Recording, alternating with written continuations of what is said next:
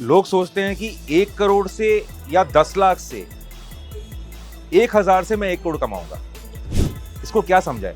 Casino समझा है, gambling Dane समझा है, या क्या समझा है? और अगर वो समझा है तो वहां पर भी तो कभी ऐसा होता है कि आप लेकर पैसा जाते हो और हार कर आ जाते हो। इक्विटी अट्रैक्ट नहीं कर रहा है, गैम्बलिंग एंड ऑप्शंस अट्रैक्ट कर रहा है। मैं फ्यूचर्स एंड ऑप्शंस के गैम्बलिंग के लिए नेगेटिव बोलता हूं, जिसके लिए मैं सतर्क करना चाहता हूं लोगों को कि इससे जो नहीं जानता वो दूर रहे। जो दिखता है जरूरी नहीं है मार्केट वैसा ही चले, या जो दिखाया जाए उसके हिसाब से मार्केट चले। मार्केट उस समय भी खराब हो सकता है जब सब कुछ अच्छा हो। आपको 1.5 करोड़ क्यों 150 करोड़ रुपया भी मिल सकता है पर डे, बट उसके लिए कैपिटल कितना चाहिए वो आप खुद कैलकुलेट कर लो। हर इंसान को हर आईपीओ में पैसा लगाना है, किसी को कुछ बेचना ही नहीं है, क्योंकि सबको पता है 25,000 हो जाएगा, 28,000 हो जाएगा, 1 लाख हो जाएगा। ऐसा होता नहीं है charge ji.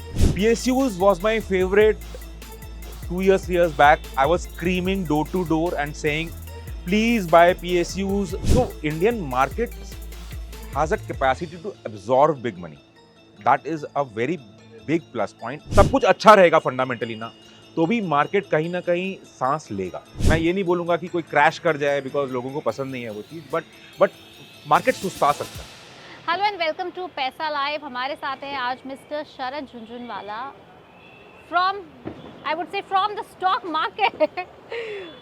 Welcome mister Jhunjhunwala. I think you are the next big Jhunjhunwala we talk about for the No, stock no, no, market. no. I would never say that. मतलब my portfolio is very small and अच्छा, हाँ, झुनझुनवाला नाम है तो मतलब he is very big. नाम में वजन है, टाइटल में वजन है।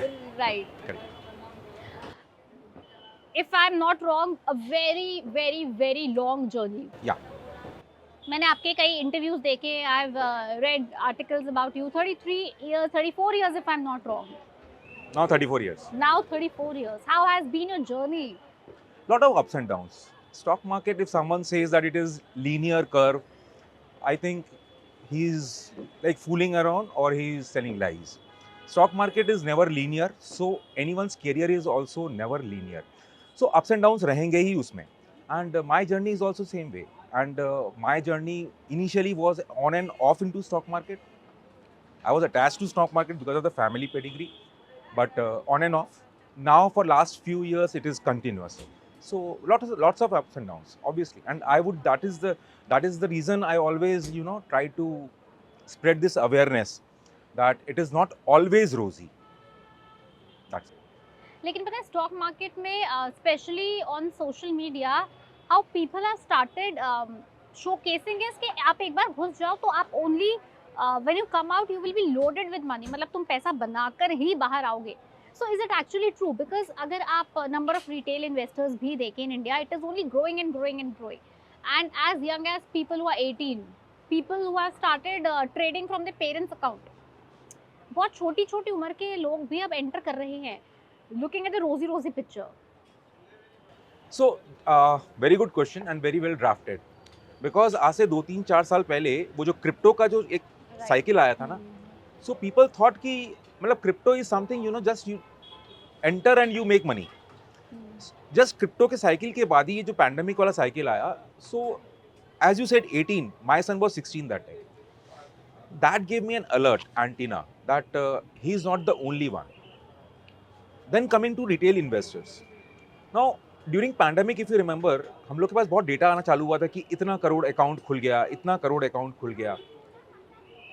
इशू इज नॉट कितना करोड़ अकाउंट खुल गया, इशू इज उस समय I will be sharing some facts.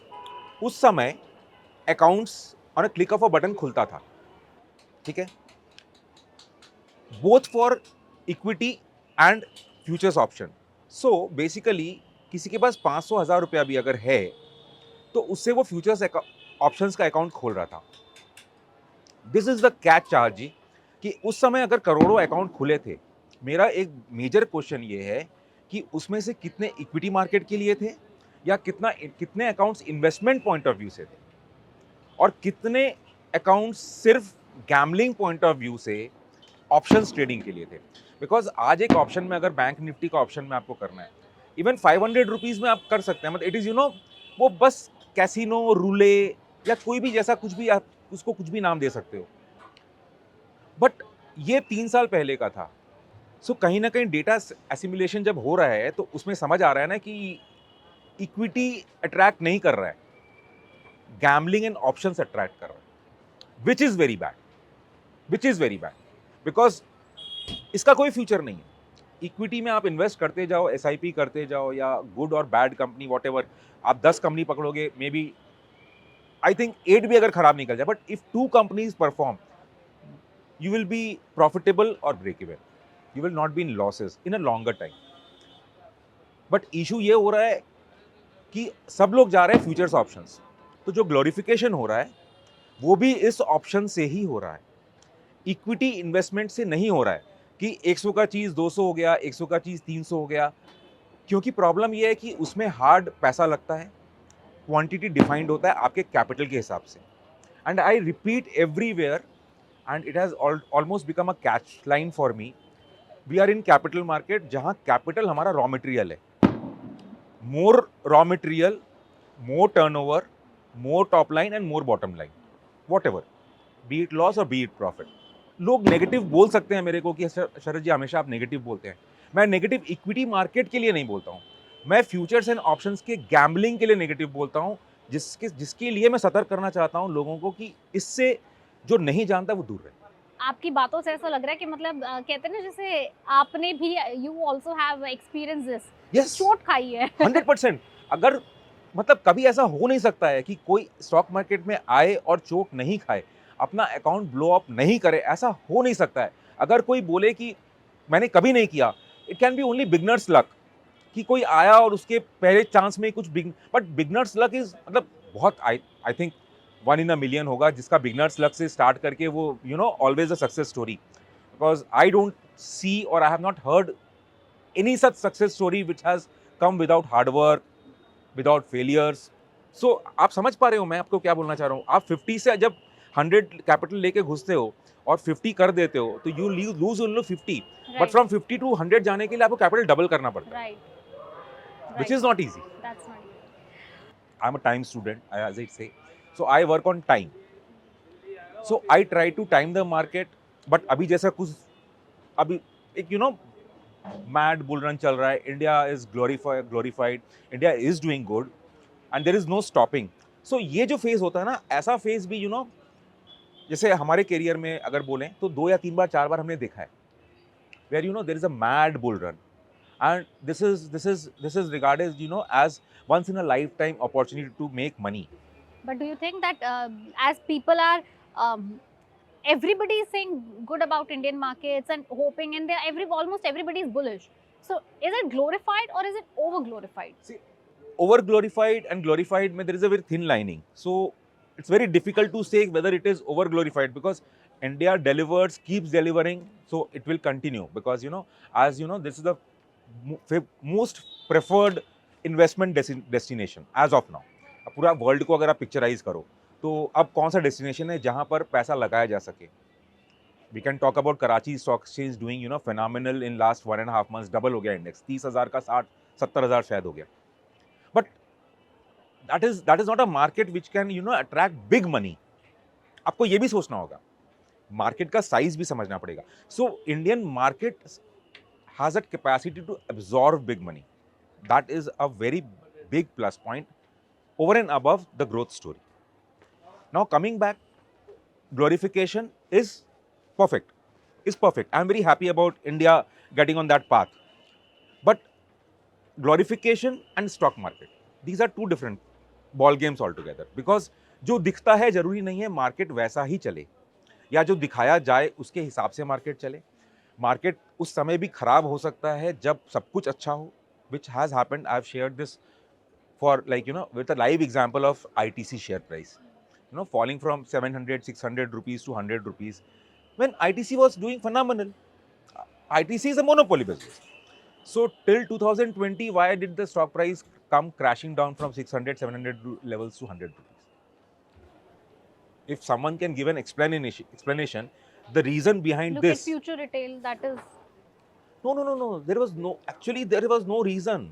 Agar there are so many, आप नेक्स्ट अभी जैसे सब everything is going rosy rosy, when do you see the next big dip coming? अब अगला बड़ा डिप आपको आता अब कब यू दिख नो रहा है? अब तो आज के दिन में बीयर्ड्स का ये सिचुएशन है कि बड़ा तो छोड़ो, छोटा डिप के लिए बोलने से भी उनको डर लगता है, because the market is not ready to fall even 100 points. And what is 100 points? 100 points as a 20% is 0.5%.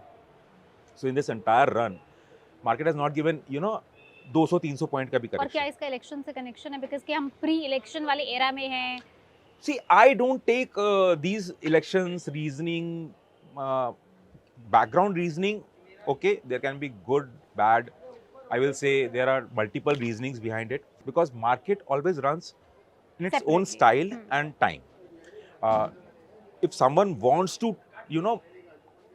manipulate it, in my 35 years I have seen that is possible, but that is possible only for particular point of time. Yeah. मतलब एक time आप मेरा capacity है, मैं उसको 10 दिन के लिए, एक दिन के लिए मैनिपुलेट कर सकता हूँ. आपका कैपेसिटी आप शायद 10 दिन के लिए कर लो, कोई 2 हफ्ता कर सकता है, Not कोई लंबा time नहीं. कोई 2 महीना कर सकता है, Not more than कोई 2 महीना कर सकता है, कोई 4-6 महीना कर सकता है. मतलब बट उसका एक टाइम है. No one wants to sell anything. अगर आपके भी पोर्टफोलियो में कुछ है, आपको प्रॉफिट भी आ रहा है, तो भी you are not ready to cell.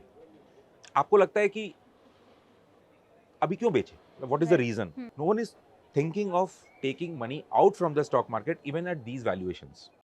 India जिस पॉइंट पर है, the entire world is looking at India. दुनिया इंडिया को देख रही है. सबको पता है कि there is only growing from here, there is no coming back. कौन से सेक्टर्स हैं जहां अभी फिलहाल इन्वेस्ट करना लॉन्ग टर्म के लिए अच्छा रहेगा, सेफ रहेगा आपके हिसाब से, with your experience? Good. This is a very good question, and I have been doing this for a few years. So, sector picking is something which goes with time. I see 2 sectors going forward for 2024 right now. Again, I'm still studying everything, but preliminary, abhi at this stage, I've already shared one sector which is OMC, oil marketing companies like BPCL, HPCL. And they are doing good already. This was sector of 2023, so I shared this idea on public platforms in January, February. When I think it was the most hated sector. Most hated sector. Very No one slow. wanted. No. Not even slow. Well, it was falling down every day. No, I mean, like all the weekly, monthly charts, all negative. And fuel prices at highs. Crude prices at highs. People are anticipating and calculating that they are going to come out with huge losses. But time was in their favor. So I said OMC at this point of time is the best buy. I think 60 rupees was IOC and 200 rupees was Hindustan Petroleum. And next sector? Next sector for 2024, I see media. Media. Like all the मुझे खुश करने के लिए क्या? हाँ नहीं आपको खुश करने के लिए नहीं. I shared this sometime back in Yeah. public forum also. हाँ. So anything to do with media. Even Saregama, Eros Media means anything to do with media. I don't know why, the reason, but I see some very good momentum in this sector. आपके IPOs को लेकर क्या views है? मतलब 2023 में हमने काफी IPOs देखे and most of them have performed well and few of them have out performed. मतलब शायद जिससे जो एक्सपेक्टेशन नहीं थी वो भी कर गया. And then there were few slow, like कुछ कछुए भी थे, कुछ खरगोश भी थे. How about next 2 years? कौन से? See, next 2 years is very difficult because historically, again, if I say we can connect the dots. So historically, every bull market, अभी तक, again with a caveat, because आज के दिन में as I said ना, bears अगर कुछ बोलें तो उसका outlash बहुत ज़्यादा होता है कि नहीं, why? But historically, we say with data that all the bull markets have ended with this kind of a mushrooming of IPOs. हर इंसान को हर IPO में पैसा लगाना. And as SEBI chief just last week only said that they are going to change the entire system of IPO allotment. That किसी को अगर 100 share चाहिए तो they are applying for 2000 shares. And this is the reason of this phenomenal outperformance of IPOs and oversubscription percentage. जब सब कुछ अच्छा चल रहा है तो फिर क्यों चेंज करना है? चेंज की जरूरत ही तब आती है जब कहीं ना कहीं उनको भी रेड फ्लैग दिख रहा है, तभी चेंज की जरूरत करेक्ट. है. And that is why she came out पहले से एंड सेड कि नहीं ये कुछ गलत हो रहा है. बिकॉज़ पिछले कुछ टाइम में हमने भी देखा है कि पहले मिनिमम रिटेल इन्वेस्टर के लिए मिनिमम इन्वेस्टमेंट अमाउंट कितना होता था? 20-30 शेयर है, 14,000 15,000. अब हो रहा है कि मिनिमम एक लॉट के लिए भी इन्वेस्ट करो तो 1 लाख, सवा लाख। दैट इज व्हाट ना, 2 लाख का जो मिनिमम एप्लीकेशन है या 1 लाख रिटेल का जो मिनिमम एप्लीकेशन 1 है, लाख में तो दैट इज बंदा व्हाट एक छोटा बंदा अपना पूरा पोर्टफोलियो पोर्टफोलियो बना लेता है, करेक्ट। तो that is what she mentioned कि 100 शेयर के लिए वो 2000 शेयर अप्लाई कर रहा है हाँ, एंड वो चांस ले रहा है ना, बिकॉज फिर वो प्रोरेटा होता है, 15 Right, एप्लीकेशन, हाँ। 20 एप्लीकेशन में एक और जन को किसी के मिलता है। दोनों ही लग गए तो 3 के लिए अप्लाई करा 2 लग गए। अब इसको क्या बोलेंगे आप? इसको तो गैम्बल ही बोलेंगे ना। मेरे जैसा आदमी तो थोड़ा सफेद दाढ़ी के संग यही बोलेगा ना, ये तो गैम्बलिंग ही हो गया कि आप लॉटरी टिकट खरीद रहे हो, अब आप बार बार वो खरीदते जा रहे हो, कभी तो लगेगा कि क्या होगा, सडनली पता है आई गॉड फॉरबिड नहीं हो, बट फिर वो 2-4 कंपनी ऐसी आएंगी जिसका आईपीओ सबको लग जाएगा और वो पूरा सपोज करो जीरो होता है, हाँ, तो क्या होता है?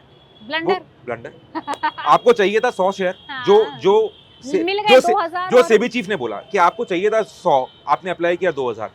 कोई 2-3 आईपीओ या इनफैक्ट कोई एक आईपीओ भी ऐसा तो आ भी गया ब्लंडर। जहां 2000 पूरा का पूरा मिल गया और उसका प्राइस डिस्कवरी नहीं हुआ, मतलब प्रॉफिट में नहीं हुआ, आपका तो बिकेगा नहीं एंड वो पूरा कैपिटल हो गया साफ। मतलब मैंने भी जब आपको पहली बार देखा मुझे लगा यार ऐसा बनना है, एक तो मतलब नहीं मतलब पर्सनालिटी के लिए पर्सनालिटी तो ऑफ कोर्स मतलब पर्सनालिटी वाइज भी of course, but people want to be influential in the market, they want to know कि ट्रेडर की लाइफ होती कैसी है।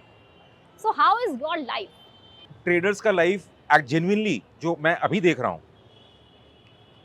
Thanks to social media and other platforms, it has become very stressful because अभी अगर आप देखो जो सोशल मीडिया की अपनी बात कर रहे थे, यू नो वो 10 सेकंड का ट्रेड, 3 मिनट का ट्रेड, 5 मिनट का ट्रेड, पूरे दिन स्क्रीन पे बैठना and continuous every day to be in trade. मतलब कई बार मेरे ऊपर भी बैकलैश आता है लोगों का कि आप क्यों बोलते हो कि साइडलाइंस हो जाओ। मतलब लोगों को ये समझ ही नहीं आता है कि no trade is also a trade, no position is also a position, कि ना मैं लॉन्ग हूँ ना शॉर्ट हूँ, अभी मेरे को कुछ नहीं करना है। मतलब आप अब you do it every day और do you take breaks? I take breaks you take breaks? And नहीं, ब्रेक्स बिकॉज़ ऐसे कुछ हैं जो ब्रेक लेते ही नहीं है। Like is it since it is a passion for you also? no passion is good, looking at market, keeping a continuous vibe, connect with the market is fair, fine. Target profit का target का problem ये है कि किसी का profit का target होता नहीं हाँ, मैं है। ये पूछने वाली हूँ कि मतलब एक अच्छे लेवल का अगर कोई ट्रेड करता है तो क्या what is a good trade? मतलब गुड ट्रेड की डेफिनेशन क्या होती है? गुड ट्रेड का डेफिनेशन है you make in good terms of money I am no money. See कोई कह सकता है कि मेरे लिए तो 10 लाख भी काफी है, कोई कहेगा 1 करोड़ भी दिस काफी इज है, very 5 subjective, crore. This is very subjective. आपको 1.5 करोड़ क्यों 150 करोड़ रुपया भी मिल सकता है पर डे, बट उसके लिए कैपिटल कितना चाहिए वो आप खुद कैलकुलेट कर लो। लोग सोचते हैं कि 1 करोड़ से या 10 लाख से 1000 से मैं 1 करोड़ कमाऊंगा, और ऐसा नहीं है कि लोग मेरे पास ये विश लेकर आते नहीं है, they come and I am the first person to scold them कि इसको क्या समझाए, कैसीनो समझाए, गैम्बलिंग डेन समझाए या क्या समझाए। और अगर वो समझा है तो वहां पर भी तो कभी ऐसा होता है कि आप लेकर पैसा जाते हो और हार कर आ जाते हो। सर एक बात बताइए, you have already spent good 34 years in the stock market now. आपको अपना when do you see you exiting the stock market? कब लगता है कि यार अब इस लेवल के बाद मैं छोड़ दूंगा और नहीं। उस लेवल के बाद मैं क्या करूंगा? मतलब this is just a light question. No light question, very good question. Stock market अब आज के दिन में भी मैं लिटरली छोड़ा हुआ ही हूँ। I will take care of my extended family, मेरे को बहुत मजा आएगा। I will be I love kids, then I will become a 100% family person. That's you know people also have this query, लोगों को बहुत डाउट होता है स्पेशली बिगिनर्स को, ये कैप के अंदर फंस जाते हैं, large cap, mid cap, small cap, multi cap, all of this cap. Out of all these caps, for a newbie, especially for a newbie, which cap do you feel the safest to put their money? because all these is time determined. किसी का time, say for example there was a time when large caps were performing. Last few months we have seen small caps and mid caps performing. 2024 में हम क्या देख सकते हैं? 2024 will be 5th year of bullishness.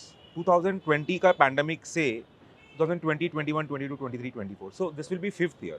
And I see market थोड़ा सुस्ताएगा market. I think market should, मैं ये नहीं बोलूँगा कि कोई क्रैश कर जाए बिकॉज लोगों को पसंद नहीं है वो चीज़, बट मार्केट सुस्ता सकता है. Market can take a breath. तो इसका मतलब सुस्ताने का मतलब शॉपिंग टाइम भी होता है? शॉपिंग टाइम भी होता है definitely.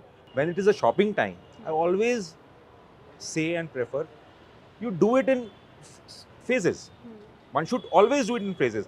Buy initial quantity and then either if it goes up then take as per comfort, or with a defined risk. If it is coming down then within your capital, because defined risk होना चाहिए. अगर कुछ नीचे आ रहा है तो उसका defined risk भी होना चाहिए. ऐसा नहीं कि 100 से लेना चालू किया और 0 तक लेते चले गए. Right. People are eyeing on infra. सब कह रहे हैं infra because India is growing, so infra sector Yes, पे infra few we- sectors are good because renewables, auto, auto looks too stretched. but EV, EV is too nascent. EV started from US, but आप देखो US में भी अभी तक successful नहीं हुआ है. UK कहीं पे भी डेवलप्ड इकोनॉमीज में सक्सेसफुल नहीं हुआ है.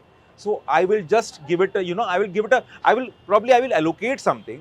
मैं सबको बोलूँगा allocate करो, थोड़ा amount allocate करो, but you cannot go very heavy on EV because still it is in a nascent stage. So कहीं कोई glitch अगर आ जाए, then the capital is at risk. So it is not something which is established.